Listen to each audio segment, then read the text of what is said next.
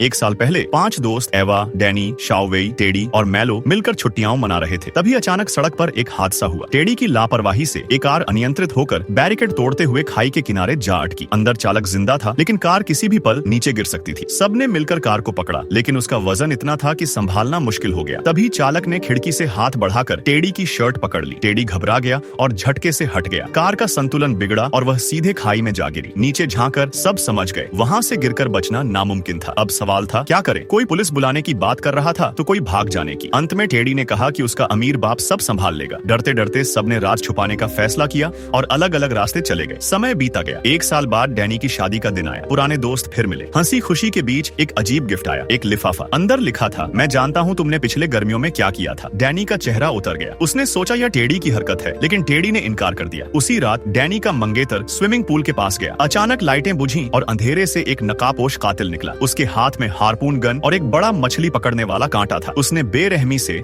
मंगेतर की हत्या कर दी और खून से दीवार पर संदेश लिख गया। अब दोस्तों को यकीन हो गया कि कोई उन्हें मारना चाहता है। सबको शक हुआ कि यह एवा की नई दोस्त है, एक महिला व्लॉगर जो पुराने हत्याकांडों की जांच करती थी। उसकी ब्लॉग पोस्ट में लिखा था कि 30 साल पहले इसी शहर में एक फिशरमैन किलर हुआ करता था, जो बच्चों को मारकर उन्हें धमकी भरे संदेश भेजता था। एवा उससे मिलने गई। महिला ने विस्तार से बताया कि तब से शहर कैसे बदल गया। लेकिन तभी एवा को शक हुआ, उसके पास भी वैसा ही लिफाफा था जैसा डैनी को मिला था। अचानक वही फिशरमैन किलर एवा पर हमला करने लगा। उसने काले कपड़े और बड़ी टोपी पहनी थी, चेहरा बिल्कुल ढका हुआ था। एवा भागने लगी, लेकिन वह पिंजरे में फंस गई। महिला ने मदद करने की कोशिश की, पर पिंजरा नहीं खुला। मजबूर होकर वह अकेले भाग गई, पर यह उसकी सबसे बड़ी भूल थी। कातिल ने उसे पकड़ लिया और बेरहमी से मार डाला। उधर एवा किसी तरह पिंजरे से निकल आई और शाओवेई से मिली। दोनों साथ भागने ही वाले थे कि अचानक उनके सामने महिला व्लॉगर की लाश गिर गई। अब साफ था, सचमुच कोई उनकी तलाश में है। वह जानता है कि उन्होंने पिछले साल क्या किया था, और यह तो बस शुरुआत ही